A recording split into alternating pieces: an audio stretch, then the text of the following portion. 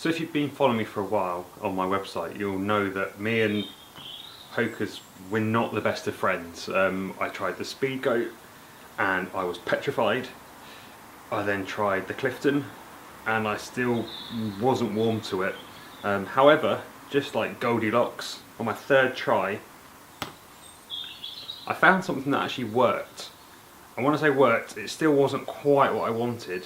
But I think at the time, because this shoe's actually a couple of years old now, because it was less like a Hoka, it worked for me. There was just less midsole, and that midsole was less cushioned, was less soft, because I found the other two were just too springy, too soft.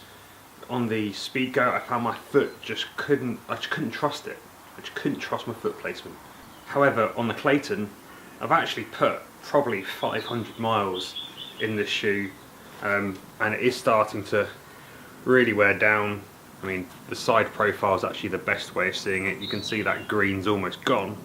I predominantly use it as a recovery shoe, or for just easy runs where I'm less worried about getting really efficient foot placements, or the day after I've done a long run, and although I prefer running in a flat, I just need something to kind of just help me get through it.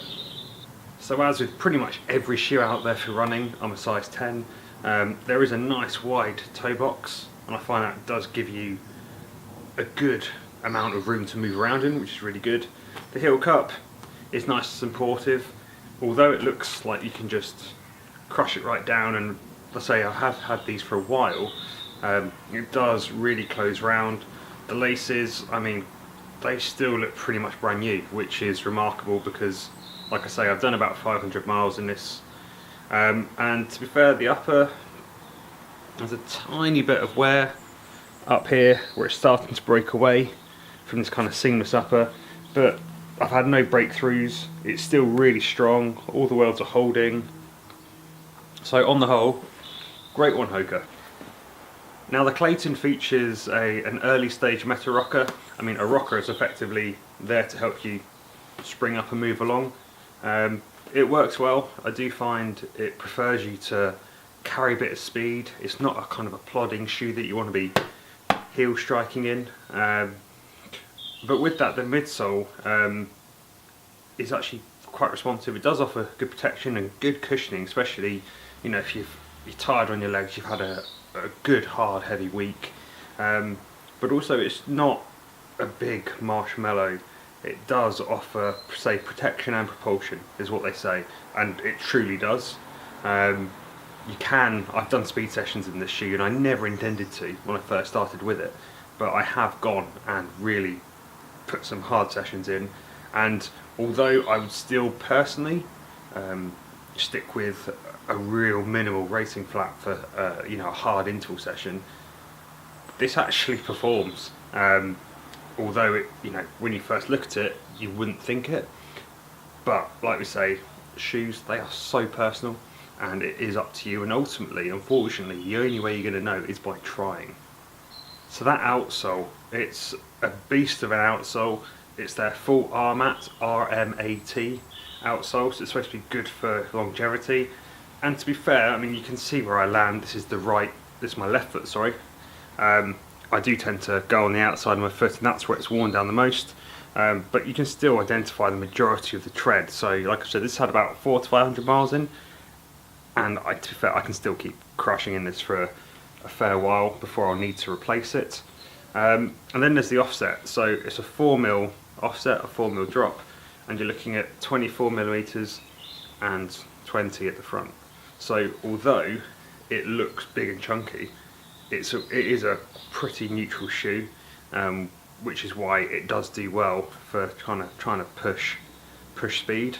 I remember looking back at, you had the likes of Sage Canada and other athletes a few years ago, and that you'd see them on their social media with like belt sanders, like grinding them down for when they're trying to get Olympic qualifiers, pushing those kind of sub 220 marathons. But it is actually a fast shoe, and for all that comes with a shoe of this size, it is light. It's kind of around the 220 to 240 grams, so it doesn't feel both in the hand and on your foot, as big as it looks. It is quite deceiving. There are still some lower grounded Hoka shoes out there which I would like to try, because I am finding the less traditional they are in terms of how you perceive a Hoka to be, the better they perform for me personally. That said, if you look at the progression over the last 5 to 6 years in terms of how they construct their midsoles and how the overall package is put together, the performance side of them is dramatically improving. So for someone who's moving from a traditional style shoe, there is a lot more compatibility.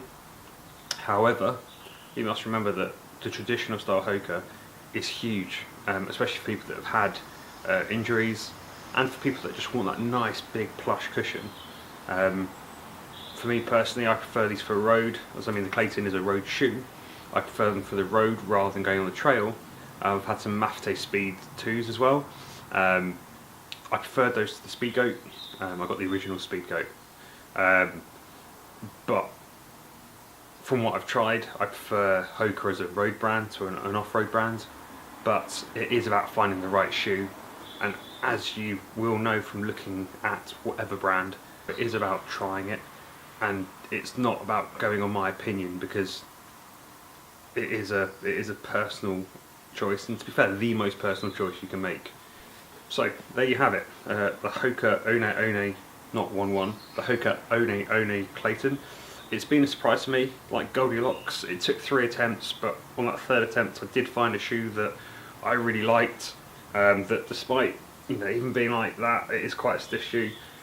You can blast kind of long interval sessions in it. You can get that tempo speed in, and to be fair, it's really held up well to a lot of mileage, and yeah, it's been the real kind of standout surprise from trying the Speedgoat, the Clifton, the Mafate Speed 2, and obviously here the Clayton.